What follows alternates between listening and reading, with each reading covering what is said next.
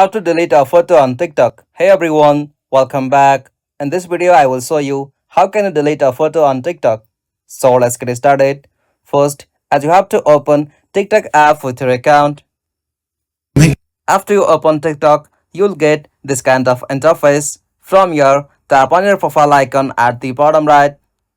From your profile section, you'll have to just scroll through your posted content and find the photo or post from where you want to delete that photo. Simply you'll have to just find that picture.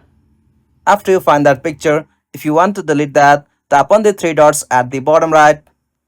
After you tap on that, from the bottom of the screen, you'll have to swipe right and find the options like for delete. Simply tap on the delete icon.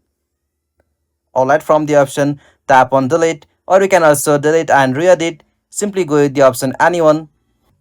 Alright, as you can see, this is the easiest and simplest method to remove or delete picture from the TikTok. If you found this video helpful, please don't forget to give a like and subscribe for more tutorial like this. Thanks for watching. Have a good day.